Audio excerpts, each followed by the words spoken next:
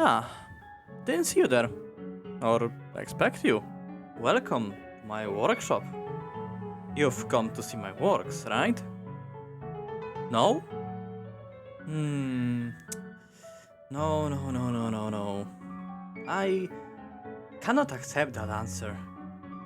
You are gonna see them. Hello everyone. Now that I have your attention, I would like to present something I made in my humble corner. Season 7, as many were led to believe, was seen as the burn season. But with every ID released so far, that belief has been proven to be wrong. At least for now, as we shouldn't lose faith in the revival of burn. So in these less than favorable times for the status, I decided to create a semi-burn ID myself. I present to you all my latest creation, the Ring Chiaroscuro Maestro Sinclair. Why Sinclair? Well, it's pretty simple really. Chiaroscuro is an art technique that focuses on using strong contrasts of light and dark. And need I remind you of Sinclair's melee song and ego? As you can see, it's a rather fragile ID, boasting 180 health, -4 defense level, and 3 stagger thresholds. But in exchange, I made sure to make it a bit extra stronger on the offensive. The ID focuses on burn and sinking, burn being there to represent the light, and sinking to represent the darkness. The main gimmick of the ID is trying for burn and sinking to be of equal potency, and it does so by 2 means. One of them is Sinclair's first passive, making him inflict more of the status the target has less of. So if the enemy has more burn than sinking, Sinclair will inflict more sinking potency and count with his coin effects. And vice versa if the target has more sinking. The second way is the clashable counter, switching between inflicting sinking or burn depending on what target has less of. The payoff for having similar amounts of both statuses is in Sinclair's Sin passive.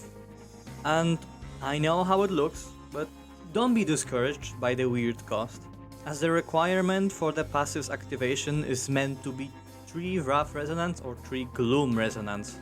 The tool I use for making my creations just doesn't allow me to state that, and the passive states that if Sinclair's target has generally equal amount of burn and sinking, he gains Burning Passion, which is a status that increases Sinclair's burn and sinking infliction, gives him 2 offense level, and allows him to deal up to 20% more damage if the target has enough of burn and sinking.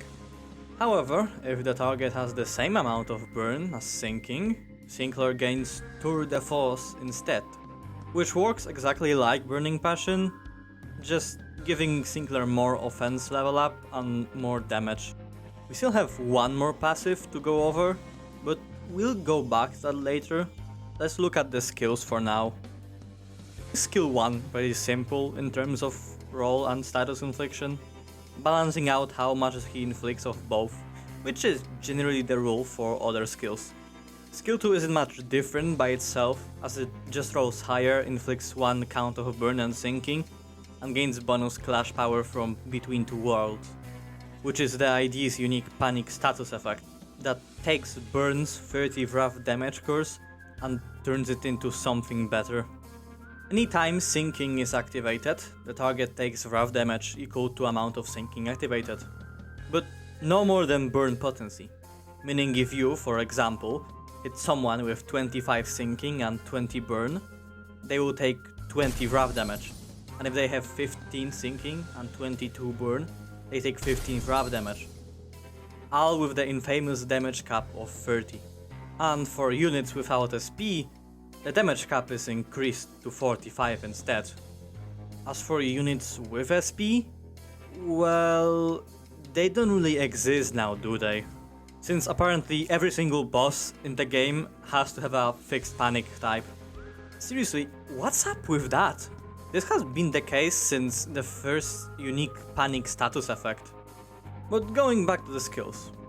If Sinclair has either of the self buff effects we mentioned earlier, he uses Painted Life instead, which is a heavily burn-oriented skill, dealing more damage the fuller the target's HP is, while inflicting good amounts of burn and having the infamous 30 damage cap. Finishing Touch is Sinclair's skill 3 and source of his unique Panic Infliction, which lasts for 2 turns. It reaches good amounts of damage modifiers for a single coin, though much less than the others, since this skill is meant to be a multi-hit that updates the resistances of the target throughout a coin's usage. And you may wonder, what does that even mean? Well, let me enlighten you. Did you ever see a single coin eagle stagger someone and hits after that still didn't deal fatal damage? That's because resistances don't update throughout single coins. And the line here is meant to change that. As the line here suggests, skill 3-2 Painted Death is used in the same fashion as 2-2, and is just an opposite of the other enhanced skill, focusing on inflicting sinking and dealing more damage the more missing HP target has. Now, this ID seems a bit stronger on a sinking team compared to burn team, right? After all, you can easily stack burn in a sinking team compared to stacking sinking in a burn team, effectively locking Sinclair out of his self buffs at Between Two Worlds damage on team purely based on burn. That's why Sinclair has one more passive I mentioned before, that inflicts the status effect Burning Canvas against targets who have 33 or more burn compared to sinking. And Burning Canvas is, as you can see, a supportive effect for burn and burn only, making burn deal 15% more damage. This of course excludes unique burn like Dark Flame. Any burn inflicting skills also benefit from additional damage, up to 15% more at 45 burn potency. And of course, since sinking stank is now long gone and abandoned, Sinclair starts inflicting burn potency and count in place of his sinking. The general idea is for the ID to be able to work in both burn and sinking by themselves, but also benefit the most from a hybrid team of burn and sinking, with IDs like Lamb Gregor on the team. Of course, such team doesn't exist right now, it's just in theory, so take it with a hint of imagination. I must say, it's definitely not my greatest creation, and it is a bit strong in terms of offense, could use a tweak here and there on some numbers. But nonetheless, I had fun making this one, and I will be more than happy to share more of my works. Now, of course, I will also not neglect you all. You all have your own ideas that I would like to look at and display for others if I find them interesting. That's why I decided to make my workshop public, where you can interact with others and share whatever ideas you have. Yes, this is just a Discord server shill, so whatever. As long as it was making the fan-made ID competition video, I would like to do that again from time to time, and have a place to announce it as well, hence the workshop.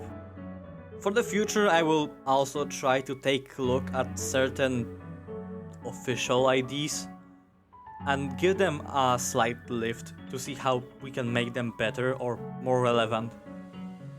Thank you for being here with me today, and I will maybe see you soon. Bye!